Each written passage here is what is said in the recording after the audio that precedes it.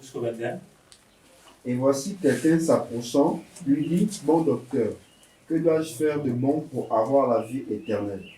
Mais il lui dit, pourquoi m'appelles-tu bon? Personne n'est bon, si ce n'est Elohim seul. Mais si tu veux entrer dans la vie, garde les commandements. Verset 18. Il lui dit, lesquels? Et Yahushua lui répondit, tu n'assassineras pas, tu ne commettras pas d'adultère, tu ne voleras pas, tu ne diras pas de faux témoignages. Verset 19. Honore ton père et ta mère, et tu aimeras ton prochain comme toi-même. Verset 20. Le jeune homme lui dit, j'ai gardé tous ces commandements de ma jeunesse. Que me manque-t-il encore? Et Yahushua lui dit, si tu veux être parfait, va vendre ce que tu as et donne-le aux pauvres, et tu auras un trésor dans le ciel. Et viens, suis-moi. Alléluia. Voilà, ici c'est le Seigneur qui dit, donne-le aux pauvres, non? Voilà. Est-ce qu'on peut prendre Galates 2?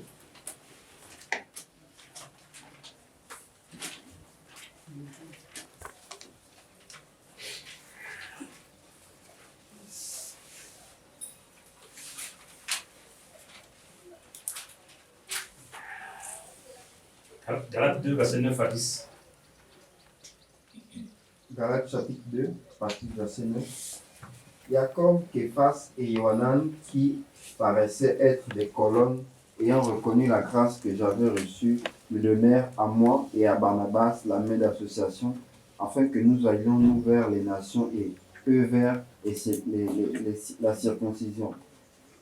Nous devions seulement nous souvenir des pauvres, ce que j'ai eu bien soin de faire. Amen. Voilà, on voit que la première fois, c'est le mec lui-même qui a parlé. Et là, qui parle ici? C'est Paul. Donc, vous comprenez que des hommes de réveil, des personnes qui ont puissamment été utilisées, ont soutenu les pauvres. Amen. Amen. Voilà. Proverbe 19.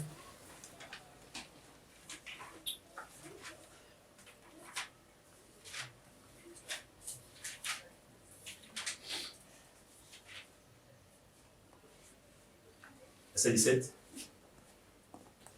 Proverbe 19, à partir du verset 17. Celui qui a pitié du pauvre prête à Yahweh qui lui rendra son bienfait. Alléluia. Voilà. Donc ici, le Seigneur nous dit que celui qui a pitié du pauvre prête à Yahweh qui lui rendra son bienfait. Donc dans l'enseignement que le Seigneur a laissé sur cette terre, il y a aussi le soutien aux pauvres. Est-ce que vous voyez? Donc ce qu'on fait là, on n'a pas imaginé ça. C'est le Seigneur, parce qu'on soutient ça avec les Écritures. Donc, le cœur du Seigneur est porté vers les pauvres. Le Seigneur a un regard. Le Seigneur a un regard profond et favorable vers les pauvres. Et vous allez voir que dans la société actuelle, les pauvres ne sont pas considérés, c'est ça, non? Dans la société actuelle, les pauvres ne sont pas regardés. C'est les gens délaissés, les misérables. Mais le Seigneur a le cœur vers ces personnes. Et si le Seigneur a le cœur vers ces personnes, ça veut dire que non, que c'est aussi la charge de l'Église.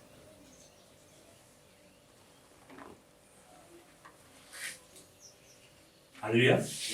C'est aussi la charge de l'Église.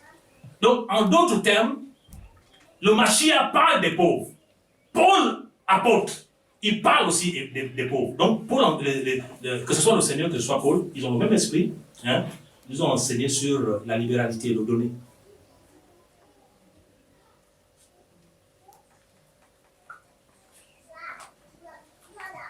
Et Paul, dans Actes, il dit il y a plus de bénédictions à donner qu'à recevoir. Donc, dans l'enseignement apostolique, il y a l'enseignement sur le donner. Il y a l'enseignement sur le soutien aux pauvres. On avait été enseigné autrefois que donc, il faut soutenir les pasteurs, il faut soutenir les marchés, il faut soutenir les marchés. Aujourd'hui, on a enseigné sur la vraie parole. Donc, tu n'as pas besoin de quelqu'un pour aller soutenir les pauvres. Amen. Voilà, ce que tu attends, c'est que tu vas. Tu n'as pas besoin d'un intermédiaire, non.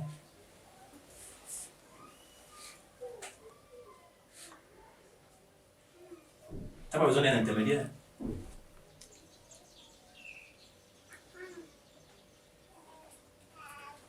Maintenant, on doit se poser la question, mais pourquoi malgré la recommandation du Seigneur, dans les temps de la fin là, on n'arrive pas à soutenir, on n'arrive pas à penser à ceux qui n'en ont pas. on amasse que pour nous, on ne mange que pour nous. En fait, c'est-à-dire qu'on ne pense qu'à nous-mêmes. Pourquoi? Mais en fait, parce que autant que nous sommes coincés dans la prophétie biblique, amen. On est tous coincés dans ce que le Seigneur dit. Et qu'est-ce qu'il dit dans 2 Timothée 3?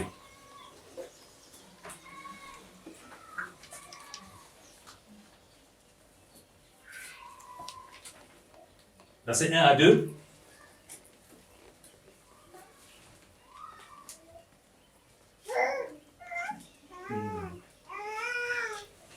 Mais sache aussi ceci, que dans les derniers jours se viendront des temps difficiles à supporter, car les gens seront amoureux d'eux-mêmes, aimant l'argent, fanfarons, orgueilleux, blasphémateurs, rebelles à leurs parents, ingrats et sans religion. Amen. Ici, le Seigneur dit que donc dans les derniers jours, nous y sommes, non?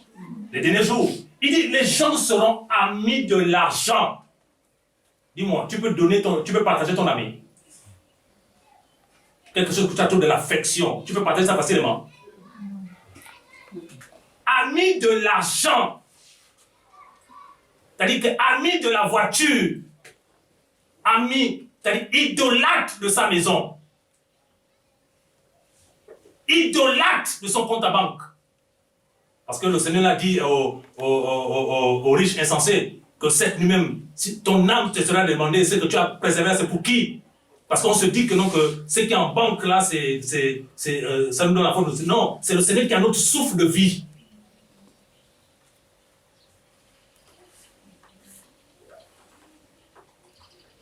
Et Paul l'a prédit. Paul a vu dans l'esprit. Paul a vu dans l'esprit que dans les derniers jours, dans les derniers temps, les chrétiens seront cupides, amis de l'argent.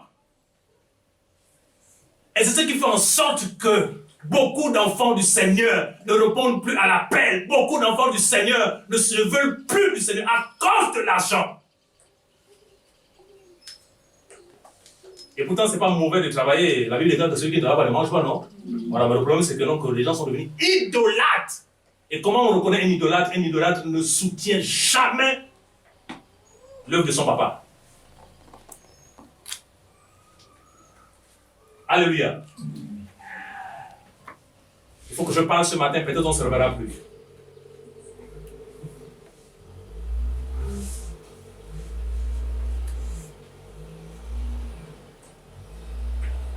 Idolâtre de l'argent. Et quand on est idolâtre de l'argent, quand le Seigneur met une vision, quand le Seigneur met, par exemple, un hôpital à construire, on va raisonner, puisqu'on ne sait plus par le cœur, c'est maintenant par le cerveau maintenant, on va raisonner. Alors que ça vient du Seigneur, le Seigneur veut bénir les nations à travers ça. Mais on est tellement idolâtre, attaché. Et nous sommes rentrés. Et Paul l'a dit, voilà, les hommes seront amis de l'argent. Paul a dit, il y aura des temps difficiles. Non, c'est dit que non, que les temps difficiles, là, c'est qu'on devait nous prendre les armes, nous tuer, comme on les a fouettés. Non, Paul a dit que les temps difficiles, là, c'est que les gens ne vont plus aimer le Seigneur. Les gens ne vont plus aimer le Seigneur. Les gens vont prioriser leurs affaires. Les gens vont prioriser leur maison. Ils vont prioriser leurs femmes. Regardez aujourd'hui la nouvelle génération. Ils se marient seulement pour le sexe. C'est plus pour le Seigneur. Une génération sans vision.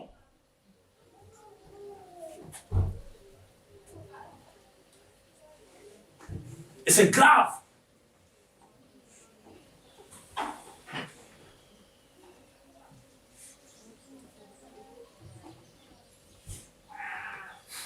Quand le Seigneur me parlait de ça, il me disait que non, que cette génération-là, c'est le matériel.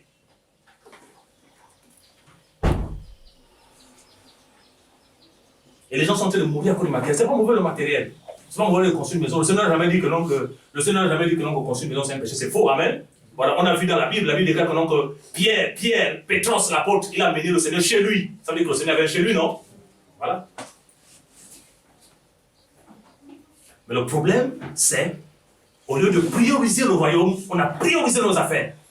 Et quand on lit dans 2 Pierre 3, à partir de verset 10, on nous dit que non, que la terre d'à présent sera consumée par le feu. Amen. Ça veut dire que tout ce qui se résiste sur la terre là, la terre va être détruite par le Seigneur. Ça veut dire que non, que ce que tu es en train de bâtir là, ça va partir. ça va partir. Voilà pourquoi Abraham, étant béni matériellement par le Seigneur, mais il habitait sous des tentes. Parce que les tentes, c'est démontable. Amen. Il était malléable au royaume. Quand le Seigneur dit à gauche, il est à gauche. À droite, il est à droite. Il ne s'attache pas à sa richesse.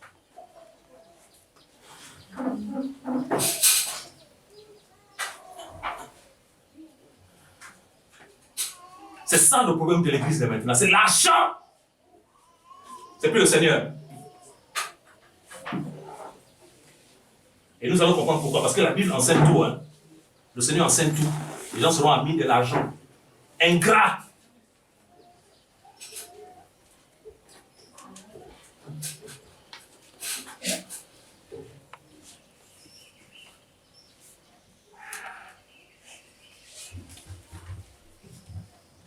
Apocalypse 3.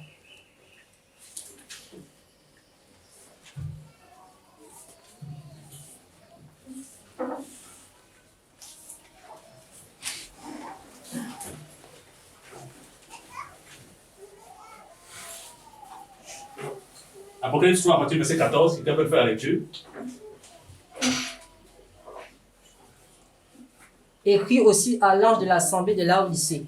Voici ce que dit l'Amen, le témoin fidèle et véritable, le commencement de la création d'Élohim. Je connais tes œuvres, parce que tu n'es ni froid ni bouillant. Si seulement tu étais froid ou bouillant, ainsi, parce que tu es tiède, que tu n'es ni froid ni bouillant, je te vomirai et de ma bouche. Parce que tu dis, je suis riche, abondant en ressources matérielles, et je n'ai besoin de rien, mais tu ne sais pas que tu es malheureux et misérable, pauvre, aveugle et nu. Amen. Voilà. L'Odyssée. Et quand nous voyons, Paul, Yohanan reçoit dans l'esprit les 7 églises. Amen. 7, quand on voit le chiffre 7, c'est la fin, c'est la perfection. Donc la 7e église, elle est apostate et matérielle. C'est-à-dire que la vision de la 7e église, c'est la terre. Elle n'est pas céleste. Bien sûr, on ne parle pas de céleste là même. C'est-à-dire qu'elle n'a pas la vision du ciel. Donc, en fait, Yohanan a reçu que l'ecclésia qui va précéder la venue du Seigneur sera une assemblée apostate. C'est ça. En fait, ceux qui vont... La dernière église, c'est une église qui va s'attacher qu'à la terre. Ils disent au Seigneur ici, je suis, on dit quoi? Je suis riche, abondant en ressources matérielles. C'est-à-dire qu'ils disent au Seigneur, on a le sprit, on a les véhicules, on a les c'est pas quoi, les lits de 3 places, on a l'euro, on a tout ça, on a ça. Non, le congélateur, ça se déverse même, on jette même, on a tout ça. Et comme la parole, c'est la vérité, mais regardons l'état des chrétiens actuels, c'est la terre. Regardez l'état de l'église actuelle, c'est la terre, frère. Les gens ont abandonné le Seigneur à cause de la terre.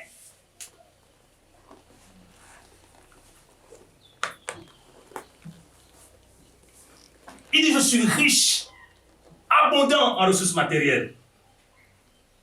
Et je n'ai besoin de rien. Mais le Seigneur lui dit, mais tu ne sais pas que tu es malheureux, misérable, pauvre, avec nu. En fait, le Seigneur lui donne l'enseignement maintenant que, en fait, tu es riche en matériel, mais devant moi, tu es pauvre. Parce que la véritable richesse, selon le Seigneur, elle n'est pas matérielle. Amen. Nous sommes bénis de toutes sortes de bénédictions spirituelles dans les lieux célestes. Donc, la richesse, selon le Seigneur, elle est spirituelle. Et ça, les chrétiens de l'église primitive, ils ont compris que non, que la richesse, selon le Seigneur, ce n'est pas les choses de la terre. Voilà pourquoi, dans Acte 2, on peut voir que, donc, quelqu'un a combien de maisons, il vend, amen, il donne en don. Quelqu'un a comme le marché, il vend en don. Mais aujourd'hui, vous allez voir les chrétiens, ils ont 10 maisons en location. 10 maisons, c'est pour lui. L'œuvre a besoin des endroits pour faire les choses. Rien!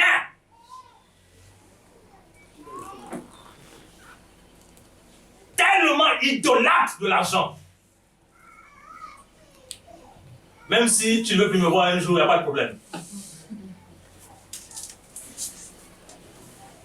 Ce matin-là, c'est la purge. Il faut que les billets là, qui sont dans le cœur, là, ça parte au nom des joies. Amen. Voilà. Il faut que ça parte. Et de surcroît encore, Si tu fais erreur d'épouser une femme qui aime l'argent, tu es mal barré. Tu es mal barré. Si tu fais erreur d'épouser un frère qui aime l'argent, tu vas lui dire soutenons l'œuvre au Colosse, il va te dire non.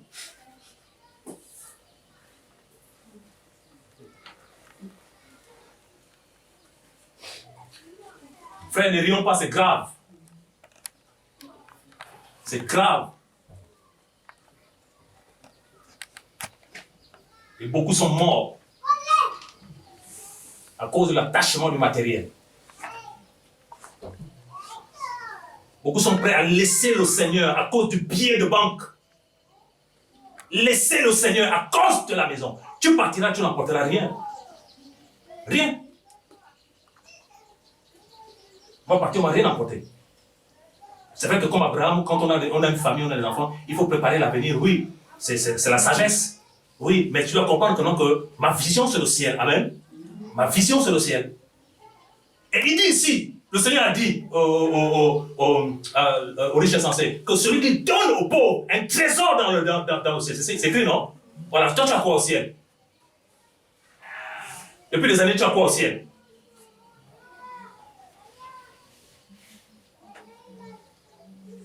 Prie un peu le Seigneur pour qu'il te montre un peu ton trésor au ciel, combien si c'est vide ou bien c'est rempli.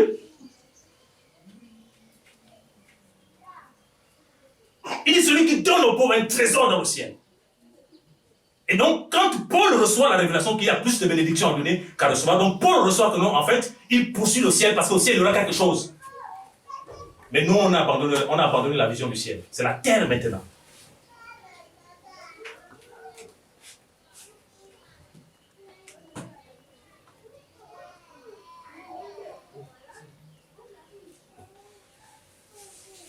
Et donc là, vous comprenez pourquoi aujourd'hui, les œuvres qu'on peut mettre en place, ça n'avance pas, non? Vous comprenez maintenant aujourd'hui, non? Voilà, c'est parce qu'on est attaché à la terre. On est plus déterminé comme avant, où on avait le premier amour pour le Seigneur. Parce que le Seigneur ne regarde pas ce que tu as dans ta poche, le Seigneur regarde à ton cœur. Amen. Même si tu as 200 francs, quand le Seigneur voit ton cœur, tu es déterminé, il va accomplir quelque chose.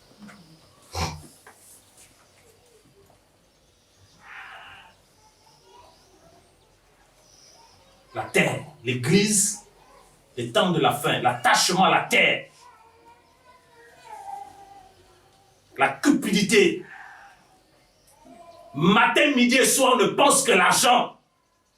On ne dort que l'argent. Plus de vision pour le Seigneur. C'est grave. Amen. C'est grave.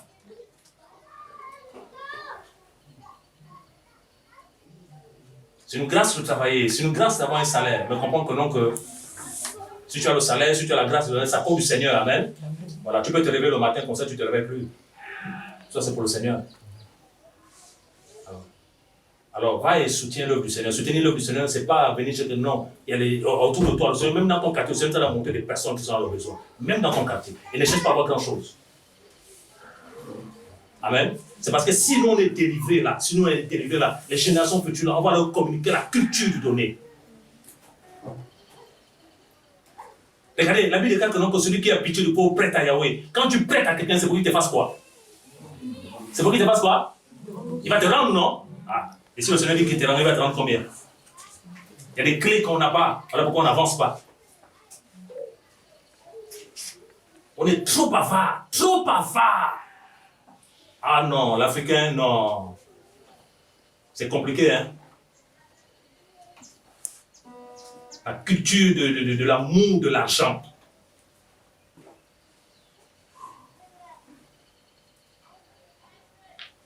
Ma prière est que ce matin, nous sortons de là et nous disons, nous prenons avec le Seigneur de nouvelles résolutions. Amen. Que Seigneur, enlève dans nos cœurs l'amour du monde. Que le Seigneur nous fasse grâce de nous engager avec lui.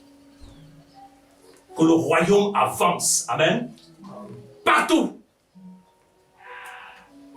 Le royaume avance partout.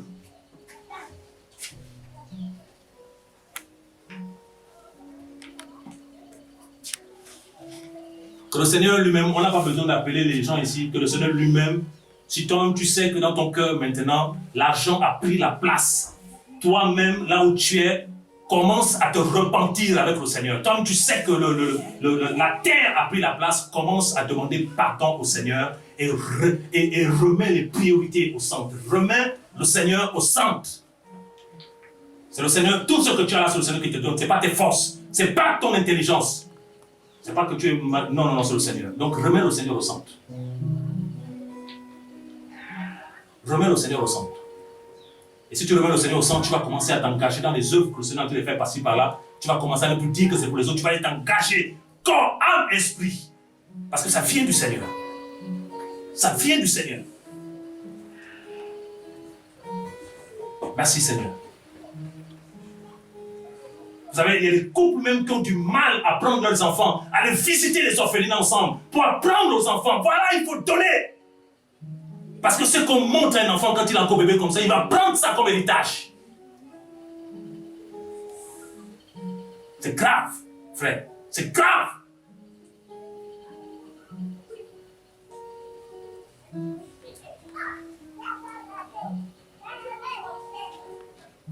Le donner, c'est pas que tu vas aller prendre ton compte, tu vas donner ça balancer. C'est pas ça le donner.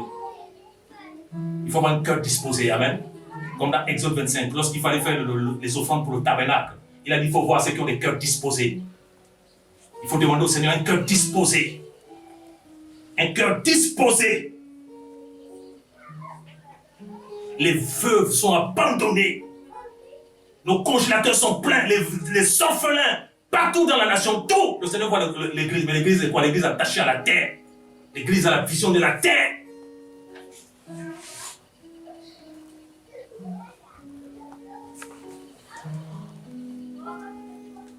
Merci Seigneur. Est-ce qu'on peut prier pour que le Seigneur nous aide?